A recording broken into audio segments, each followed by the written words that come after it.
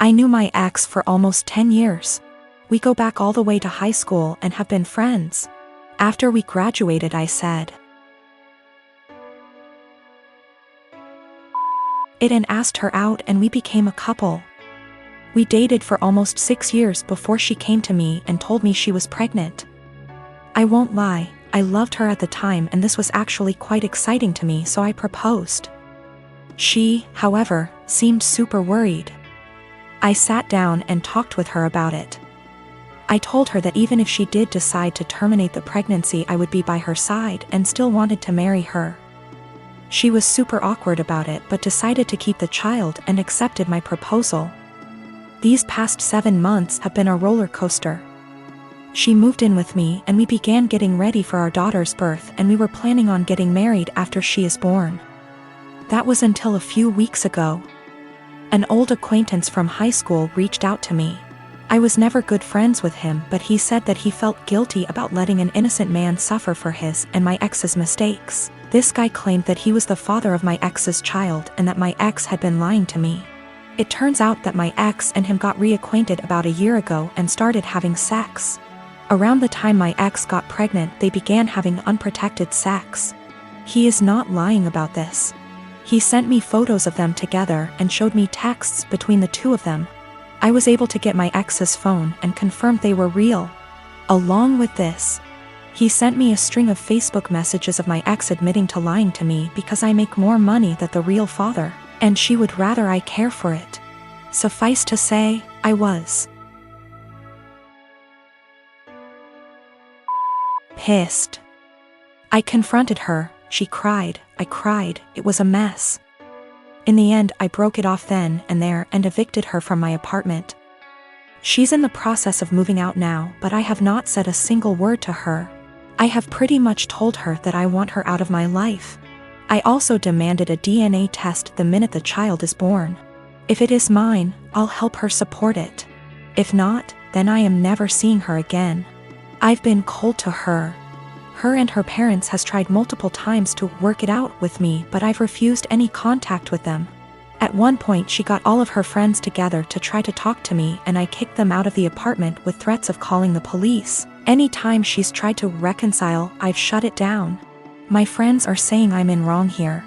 According to them, she's pregnant, and because of that I should at least be helping her till the baby is born, even if it isn't mine. I disagree fully, but I could be wrong. So, right now I'm in kinda a shitty situation. I've been treating my ex-fiancé pretty cold and demanding a paternity test for the child she's carrying. All of my friends are saying I'm being a major asshole, but I don't feel that way. I've had this crush on my coworker for a few months now, and it's really not good. We only see each other in passing, and he's only talked to me once about something work-related. Even though we don't talk, we do look at each other sometimes, so we notice each other's existence. He's very outgoing and friendly with other people on my team. He's also very attractive. I enjoy being around him, but I'm way too nervous to talk to him. Honestly, I basically just admire him from afar. I'm not interested in a relationship with anyone right now, partially because I need therapy to heal from past relationships first. So I'm definitely not trying to be together with him. I just like him. This wouldn't be so bad, except it's become unhealthy for me. Whenever he's around, I get so overwhelmed that it's difficult to concentrate on my work.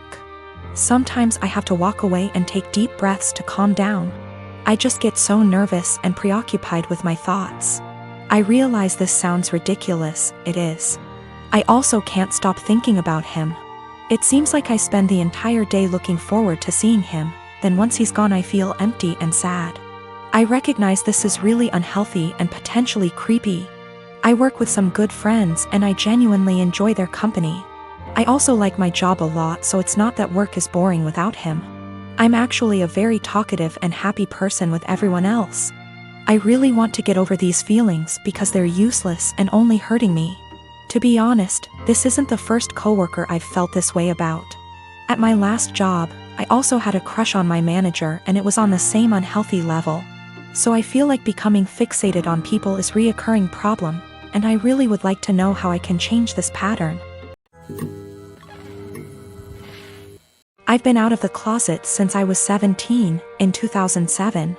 When I came out, people in my family said some pretty hurtful things, which I totally expected.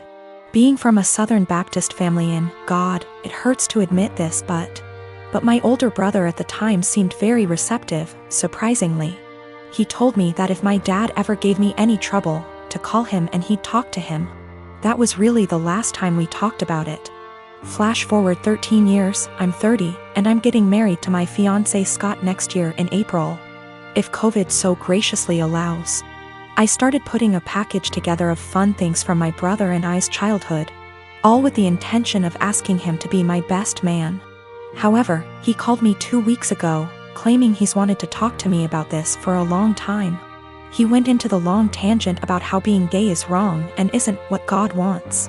He said he thinks Scott is a nice guy and he loves me, but he doesn't think it's right that we're getting married.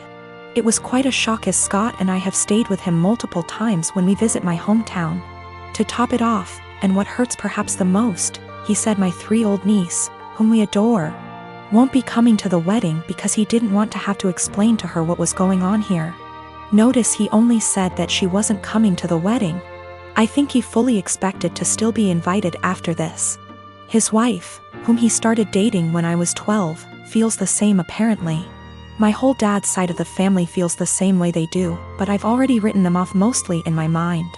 My mother is beyond pissed and upset at them. I think what upsets me the most is a sense of betrayal. They were my safe spot in the family. I felt like because they're close to my age and younger and went to college, they would understand and it wouldn't be a big deal to them. I almost feel a bit embarrassed because Scott comes from a wonderful Italian Catholic family and they've never been anything less than loving and supportive. I told them that, on what is supposed to be one of the happiest days of my life. If they or anyone else is sitting in the audience and in the back of their mind thinking that what we're doing is wrong or not right, they should just stay home. I know my brother and family love me, but it feels up to a point, conditional, and limited. I told them that they learned being gay is wrong. They weren't born not liking gay people. So they can unlearn it, if they were willing. But I don't think that's going to happen. I am a 25-year-old male on a lakeside property that was legally and officially given to me by my parents. I have been living here for 6 years and have some great neighbors along with some not so great ones. Of all my neighbors, I have only ever had problems with one who lives right next door named Mariette. She first moved in early this summer as she had the former house on her property demolished and rebuilt. My problems started with her over the use of my wood stove and fireplaces. With the temperatures getting colder, I have started to use them daily. My house is not equipped with any form of heating outside of the wood stove and a fireplace. This means that from fall until spring I will constantly have them going to keep my place warm. My family never outfitted the home with anything better because it was for weekend trips and we would winterize and leave it when things got cold. My parents thought of adding oil heating when I moved in, however I opposed it because it was a waste of money and didn't mind splitting logs. 5 days ago, after having received my shipment of logs for the fall, I was approached by my neighbor Mariette. She came around asking for my parents, to which I said that they don't live here and that I am the homeowner. She didn't believe me and said that I was too young to be a homeowner before leaving.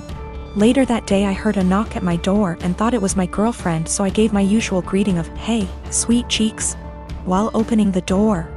Unfortunately, it was not her and was Mariette again, so I apologized quickly and asked what she wanted. Once again she wanted to speak with my parents, to which in a more stern tone said that I was the homeowner. This time she finally got it and said that I am violating HOA policy by using wood-burning fireplaces indoors and outdoors. In response, I said that as new as the house looks I am not a member of the group and that the town permits fireplaces and burning yard waste. She then went on to ask why I even needed them because they do nothing but harm the environment. I went on to explain that while the house exterior looks new, the house actually has been around since 1930 and still uses a wood stove and fireplace heating. She didn't believe me yet again and said she would be back with an inspector.